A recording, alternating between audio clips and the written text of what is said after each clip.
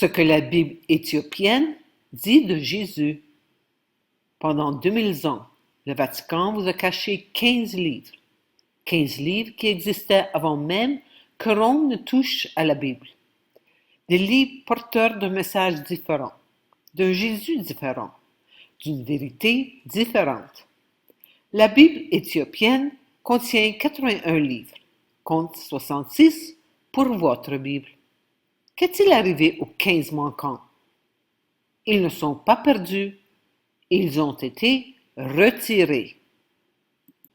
Le Jésus qu'on vous a enjoint de vénérer n'est pas celui qui a parcouru les déserts de Judée. Le vrai Jésus ne fondait pas d'église, il les dissolvait.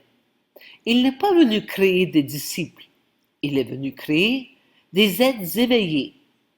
La Bible éthiopienne murmure encore cette vérité oubliée.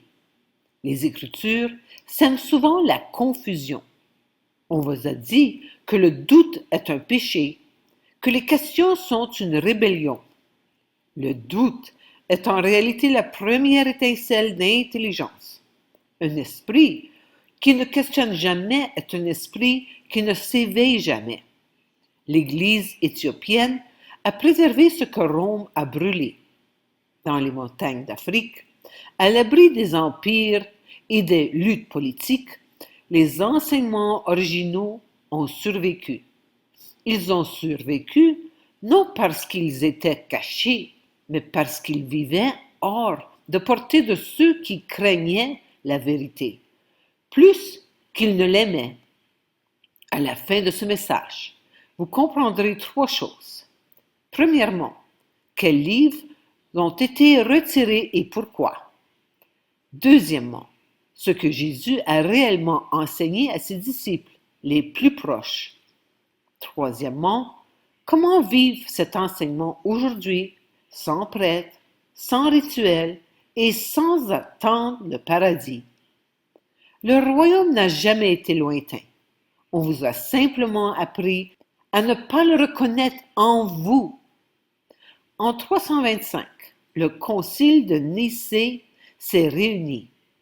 311 évêques se sont assis dans une salle et ont décidé quels livres seraient conservés et lesquels seraient brûlés.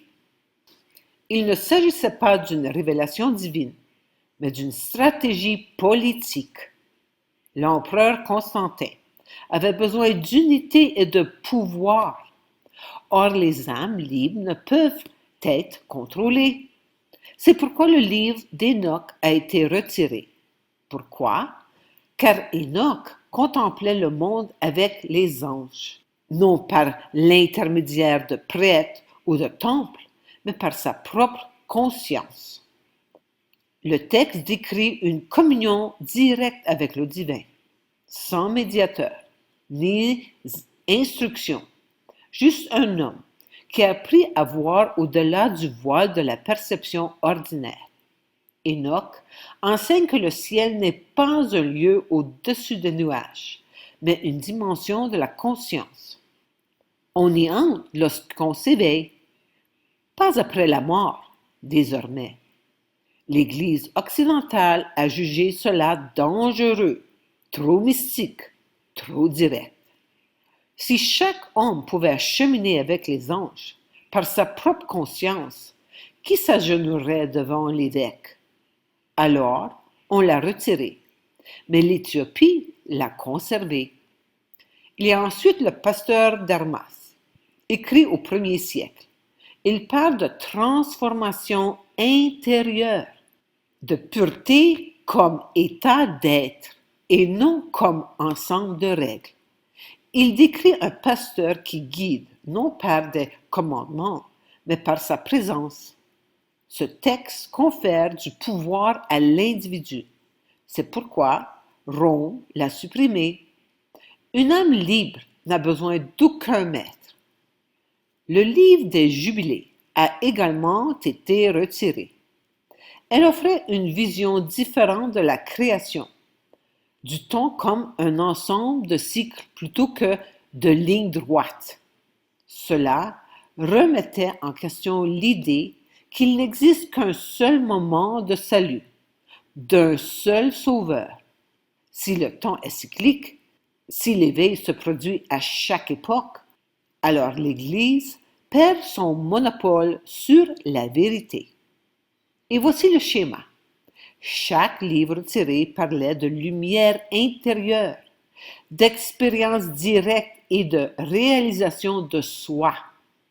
Chaque livre conservé parlait d'obéissance, de hiérarchie et d'autorité extérieure.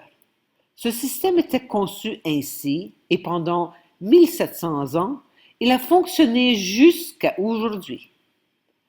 L'homme que vous appelez Jésus ne cherchait pas à créer une religion. Il cherchait à éveiller les consciences. Lorsqu'il se retira dans le désert pendant 40 jours, l'Église a parlé de tentation et de souffrance.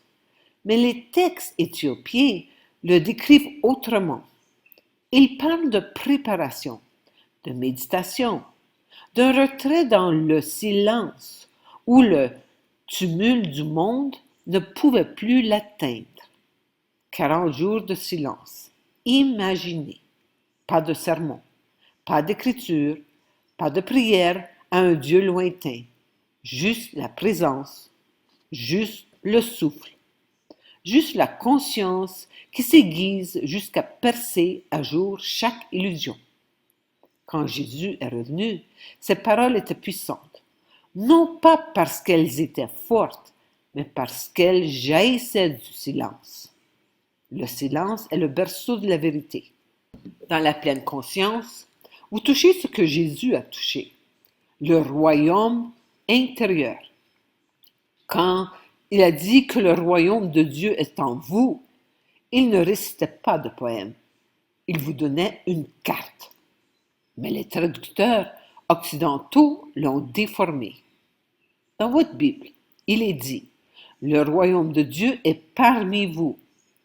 Un petit changement de vocabulaire engendre une différence immense. Parmi vous signifie à l'extérieur, entre les gens, géré par l'Église. En vous signifie à l'intérieur, au plus profond de votre être, accessible à vous seul. Jésus disait, cessez de regarder le ciel, cessez de supplier les prêtres pour le salut. Le divin est plus proche de vous que votre propre souffle. Il est vous. Quand vous serez suffisamment silencieux, vous le ressentirez. Les miracles accomplis par Jésus n'étaient pas des pouvoirs surnaturels. Ils étaient des signes d'une transformation de la conscience.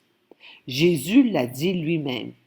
Vous ferez des œuvres plus grandes que celles-ci. S'il croyait être le Fils unique de Dieu, pourquoi aurait-il dit que vous accompliriez de plus grandes choses? Il ne prétendait pas être l'exception. Il vous donnait l'exemple. C'est pourquoi Rome ne pouvait pas laisser se répandre la version éthiopienne.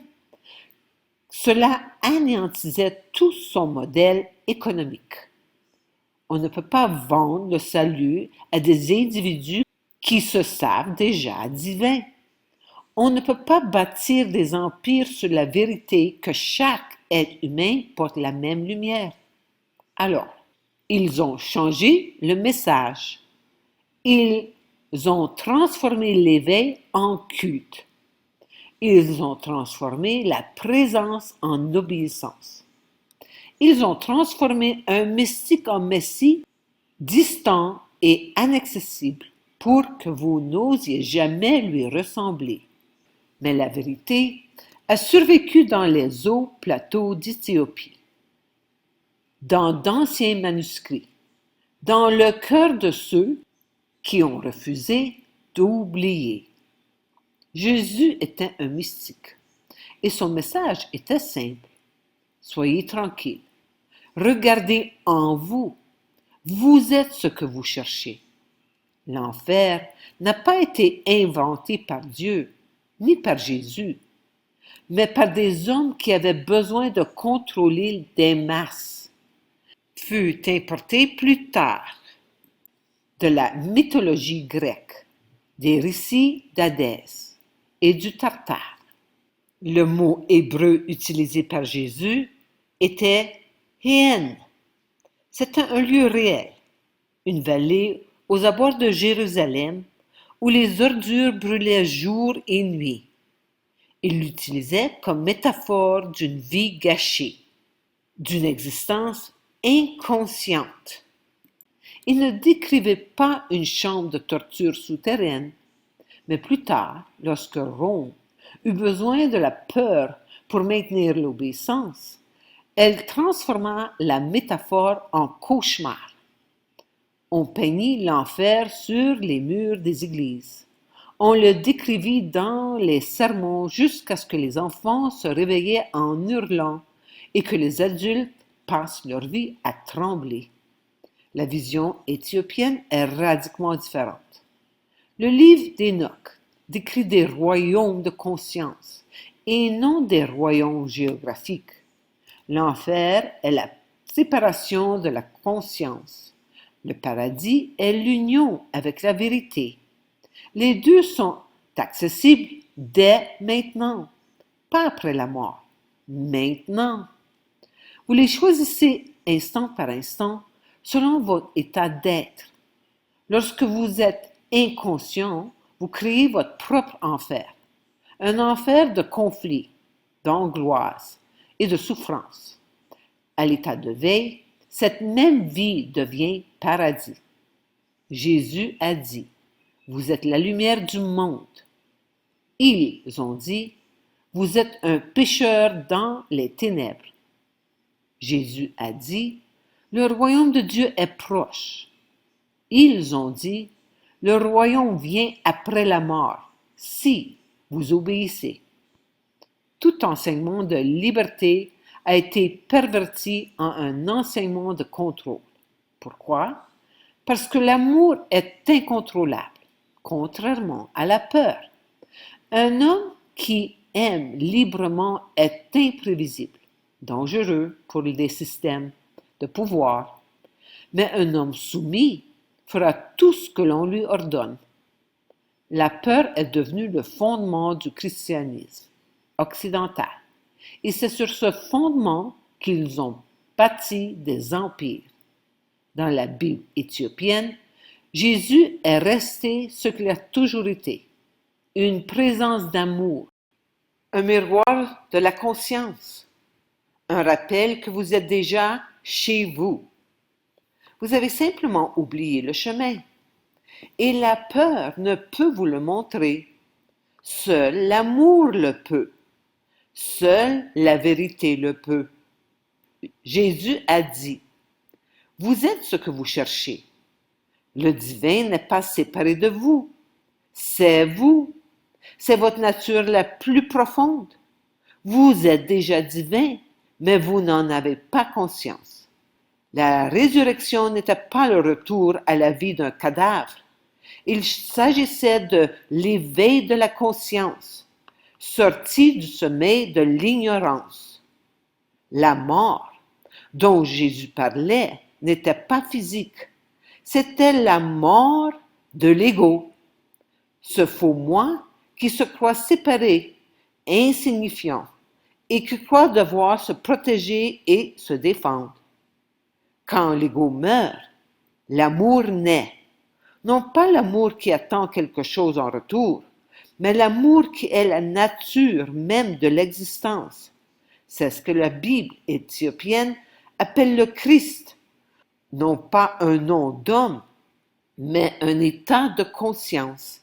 Christ signifie oint, éveillé, illuminé. Jésus est devenu le Christ et il dit que vous le deviendrez aussi. Vous accomplirez des œuvres plus grandes encore, car ce qu'il a traversé, vous pouvez traverser.